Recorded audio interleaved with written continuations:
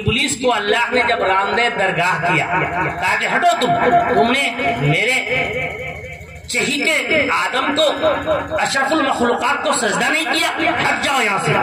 تو کہا ٹھیک ہے میں ہٹ رہا ہوں اے اللہ، لیکن میں نے بھی تو آپ کی عبادت کی ہے 7 لاکھ برس تک میں نے بھی سجدہ کیا ہے، میری بھی کچھ التجا ہے، اگر اس کی وجہ سے ہم کو بھگا رہے ہیں تو اس میں کتنا کم ہے، تھوڑا اس سے مقابلہ کے لیے ہم کو بھی تو وقت دیا جائے۔ اللہ نے کہا جا، میں نے تجھے دے دیا، جا کے مقابلہ کر لے۔ تو کہا مقابلہ کرنے کے لیے پھر ہمیں کچھ اور اسباب بھی تو چاہیے، تو سب سے پہلے آپ ہمیں بھگا رہے ہیں، رب انزلتنی الی الارض وجعلتنی رجیما، اے اللہ آپ نے مجھے بھگایا کہ جاؤ زمین میں، اور پھر یہ کہا مردود بنا دیا ہم کو، فاجعل لی بیتا، تم میرے لیے بھی کوئی ٹھکانہ بنائیے، میں کہاں رہوں گا؟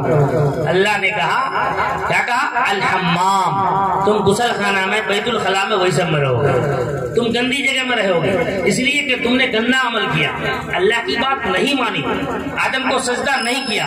تو اب ابلیس اور شیطان کہاں رہتا ہے بھائی؟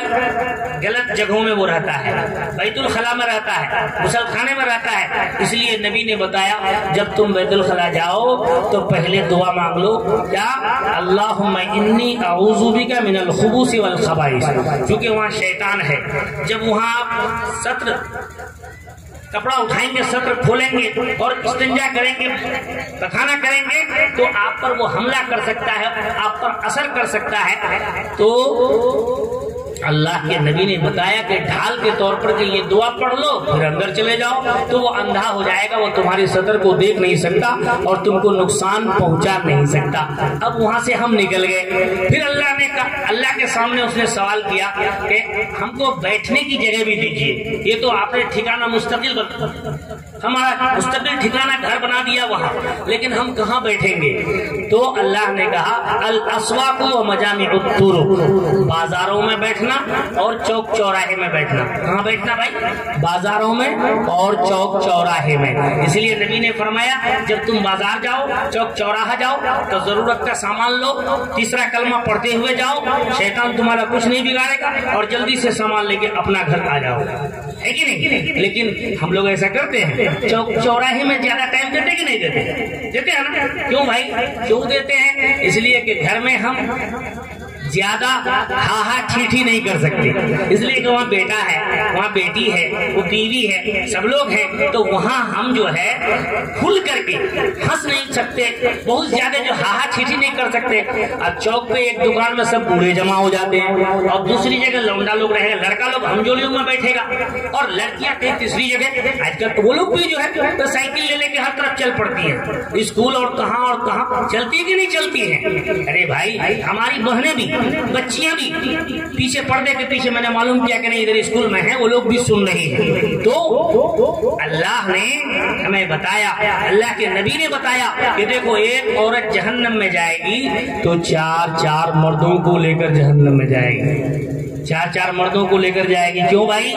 اس لیے کہ وہ عورت ماں ہوتی ہے، بہن ہوتی ہے، بیوی ہوتی ہے اور بیٹی ہوتی ہے۔ مرد کا رشتہ عورت کے ساتھ یہی 4 مکمل رشتہ ہے، یا تو وہ بیوی ہے، یا تو ماں ہے، یا تو بہن ہے، یا تو بیٹی ہے، اس کے علاوہ اور کوئی رشتہ نہیں ہوتا۔ آپ کہیے گا نتنی تو وہ دور کا ہوا، وہ تو بیٹی کی بیٹی ہے نا۔ تو یہ 4 رشتہ ہے، کوئی عورت یا تو بیٹی ہے، یا تو کسی کی بیٹی ہے، کسی کی بیوی ہے، کسی کی بہن ہے اور کسی کی بیوی ہے۔ تو جب وہ جہنم میں جائے گی تو وہ کہے گی کہ یہ میرا شوہر ذرا کپڑا میلا ہوتا تھا تو نمک تیز ہو جاتا تھا تو گالی دیتے تھے، کبھی تماچا مارتے تھے، لیکن میں نماز نہیں پڑھتی تھی، یہ چلہ میں جاتے تھے، یہ مولوی صاحب تقریر کرنے جاتے تھے، مولوی صاحب کی بیوی نماز نہیں پڑھتی تھی، تو کیا مولوی صاحب کو وہ عورت پکڑے گی نہیں؟ اللہ کہیں گے لے جاؤ اس کو بھی پکڑ لو، اس کو بھی پکڑ لو، اس نے جب ایسا کیا ہے تو اس کو بھی لو، ہے کہ نہیں؟ اسی طرح ایک بیٹا ہے، مولوی ہے، حافظ ہے، یا چلہ لگاتا ہے، اور ماں بڑھیا ہے، نماز نہ جانتی ہے نہ پڑھتی ہے، لیکن ماں اپنے بیٹے کے لیے کتنی قربانی دیتی ہے، کھانا پینا، یہ وہ، بگیا بناؤ، پیٹھا بناؤ، دھکا بناؤ، کیا کیا نہیں بناتی بیچاری، رات بھر بناتی رہتی ہے، بچے کو کھلاتی رہتی ہے، لیکن بچہ ہے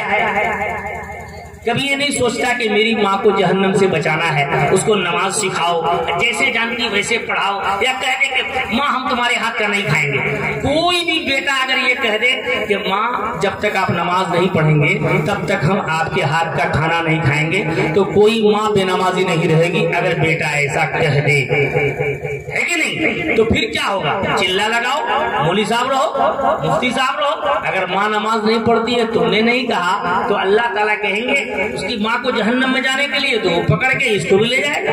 وہاں پہچاننے والی نہیں ہے، وَمَا يَفِرُّ الْمَرْءُ مِنْ أَخِيهِ وَأُمِّهِ وَأَبِيهِ وَصَاحِبَتِهِ وَبَنِيهِ، بھائی بھائی کا نہیں، بھائی بہن کا نہیں، باپ بیٹے کا نہیں، بیٹا باپ کا نہیں، میاں بیوی کا نہیں، تو بیوی میاں کا بھی نہیں، وہاں کوئی مسئلہ نہیں رہے گا۔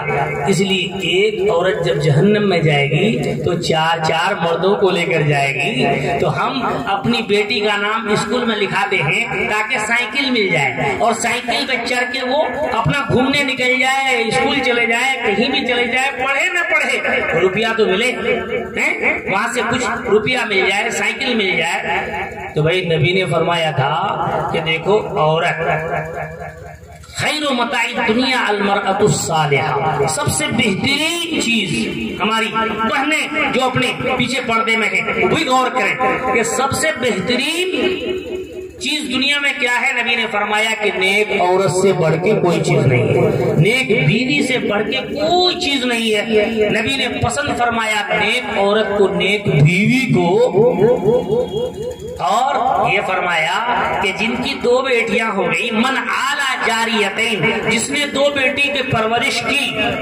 اور اس کی صحیح تربیت کی، دین سکھایا اور شادی کرا دی، تو وہ اور میں جنت میں ایک ساتھ رہیں گے۔ کس نے کہا؟ نبی نے کہا۔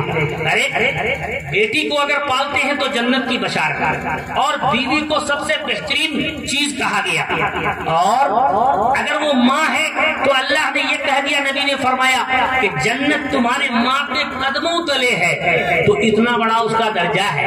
بھائی جب بیٹی کو بڑھیا آپ تربیت کریں گے کل وہ ماں بنے گی، لیکن ہم نے اپنی بیٹی کو کچھ پڑھایا، کچھ سکھایا تو نہیں، صرف اس کو اسکول میں نام لکھا دیا، حاضری بننا چاہیے وقت پر جا کے حاضری بنایا، روپیہ پیسہ لیا، سائیکل مل گئی اور سائیکل میں گھوم رہی ہے، اور دوپٹہ تو کسی کے سر پہ رہتا ہی نہیں۔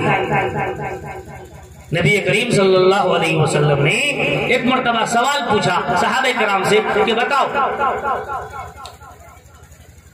عورت کے لیے عورت کی بہترین خوبی کیا ہے، سب سے بہترین خوبی کیا ہے عورت کی، بتاؤ۔ صحابہ کرام سوچنے لگے کیا بھائی کیا ہو سکتا ہے۔ حضرت علی بھی تھے، حضرت علی اپنے گھر گئے اور حضرت فاطمہ نے دیکھا کہ بھائی کچھ سوچ رہے ہیں، کیا سوچ رہے ہیں؟ بولے ایک سوال آیا ہے کہ بھائی عورت کے لیے بہترین خوبی کیا ہے؟